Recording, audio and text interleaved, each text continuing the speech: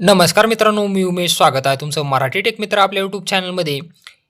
तर तुम्ही जर धाराशिव जिल्ह्यातील असाल तर तुमच्यासाठी आनंदाची बातमी आहे. कारण धाराशिव जिल्ह्यातील शेतकऱ्यांच्या 2020चा जो खरीप पीक विमा होता, त्यासाठी 134 कोटी जिल्हा कृषी कार्यालयाकडे वर्ग करण्यात आलेले आहेत आणि लवकरच आता हे पैसे शेतकऱ्यांच्या बँक खात्यातही जमा होण्यास सुरुवात होईल. जर तुम्हीही 2020मध्ये खरीप हंगामासाठी विमा उतरवलेला असेल, तुमचे नाव नुकसान यादीमध्ये असेल, तर तुम्हालाही हा पीक विमा तुमच्या बँक खात्यामध्ये लवकरच जमा होणार आहे.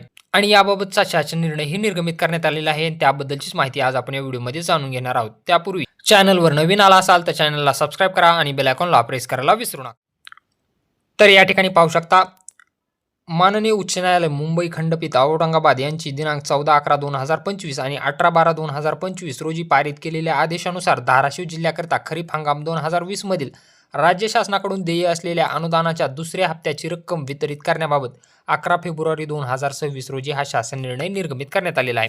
चला मग पाहूयात की शासन निर्णय काय आहे. न्यायालयाच्या दिनांक 24/11/2025 व दिनांक 18/12/2025 रोजीच्या आदेशानुसार धाराशिव जिल्ह्यातील पात्र शेतकऱ्यांना नुकसान भरपाई अदा करण्याच्या अनुषंगाने प्रधानमंत्री पीक विमा योजनेच्या खरीप हंगाम 2020 मधील राज्य शासनाकडून देय असलेल्या अनुदानाच्या दुसऱ्या हप्त्याची रक्कम 134 कोटी 11,91,938 प्रधानमंत्री पीक विमा योजनेच्या अंमलबजावणीकरता आयुक्तालय स्तरावर उघडलेला इस्रो बँक खात्यामधील जमा झालेल्या परतावा रकमेतून जिल्हाधिकारी धाराशिव यांच्या विनंतीनुसार जिल्हा अधीक्षक कृषी अधिकारी धाराशिव यांना वितरित करण्यास शासनाची मान्यता देण्यात येत आहे.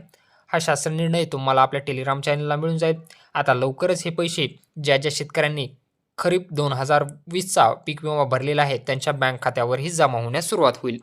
जर तुम्हाला व्हिडिओ आवडला असेल तर व्हिडिओला लाईक करा, व्हिडिओला शेअर करा आणि चॅनलला सबस्क्राईब करायला विसरू नका.